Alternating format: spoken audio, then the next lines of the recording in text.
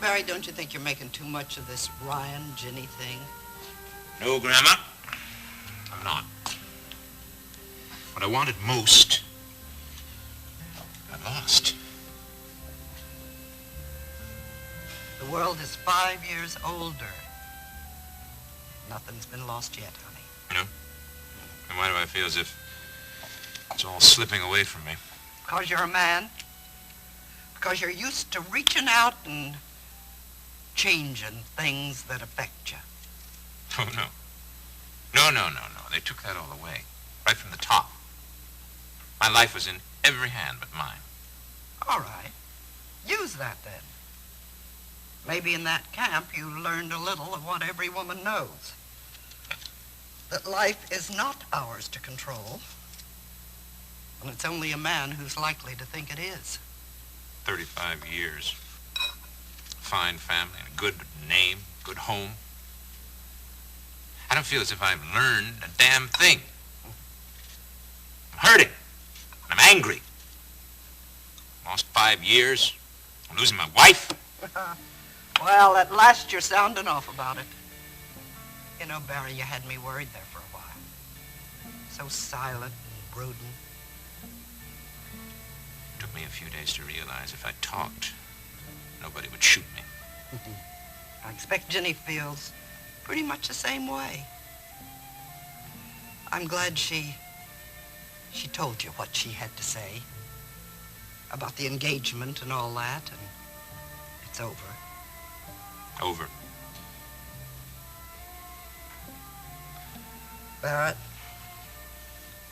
I think there's something else I ought to tell you. When I saw what was happening between Ginny and Ryan Connor, I encouraged her. I pushed her right along.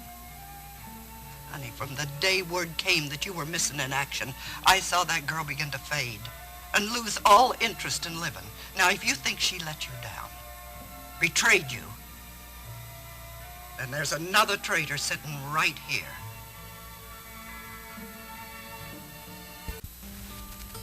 You think Ginny betrayed you, so did I.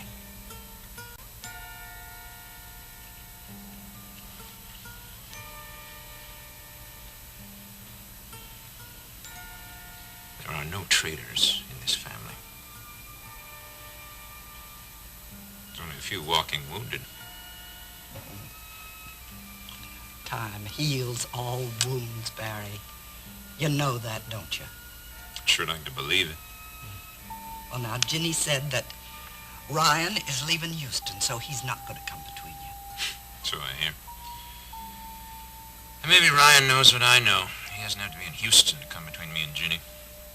I think you're wrong, Barry.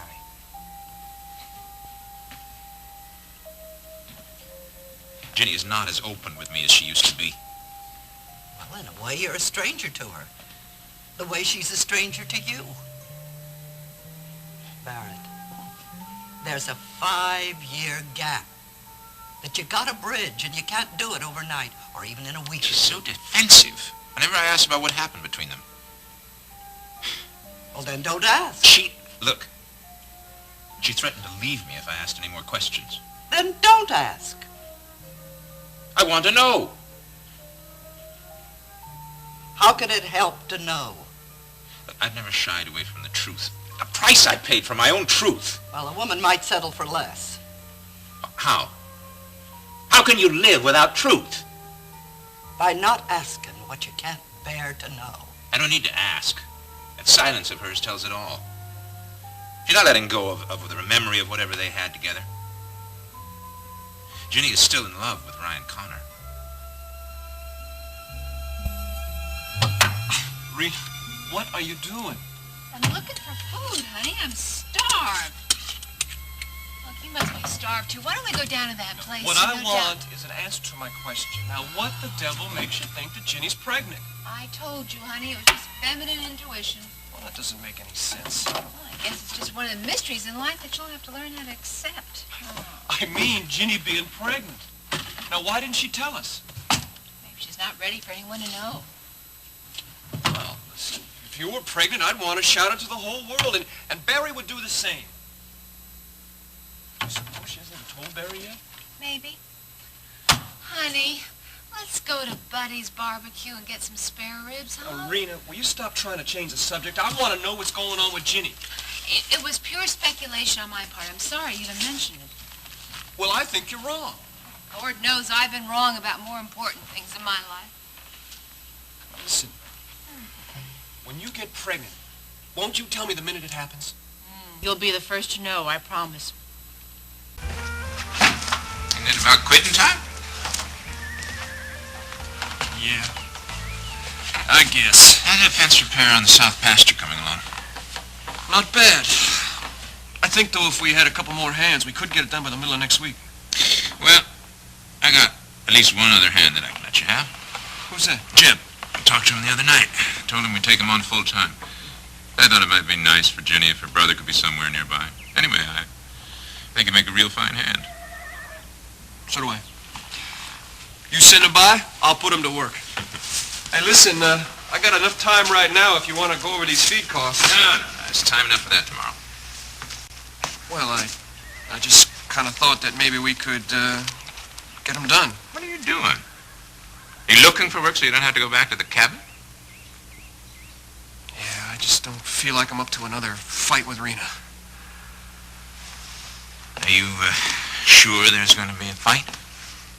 It'll happen as soon as I walk through that front door. Why? Because there's just no way I can ever keep that woman happy, ever. I mean, it's driving me crazy. I know. Sometimes I feel just that way about Ginny. Oh, I can't believe that. Ginny, she and Rena, they're so different. Sometimes I wish they were more alike. Why? Oh, Rena yells, she complains, she gets everything out in the open, but Ginny, she just gets real quiet. That's the way Rena was this morning, and I hated it. When they scream and yell, you got a place to start from. That's the new mare. The one Ginny was riding. Where is she? Ginny! Ginny! Kate. Oh, Max! You're just in time for supper. What's wrong? Ginny, she rode Songbird over to the Coleman Ranch this afternoon. Well, Songbird came back alone. There's no sign of Ginny. Oh, my Lord. Well, Barrett, he took the pickup truck, and he's looking for her right now.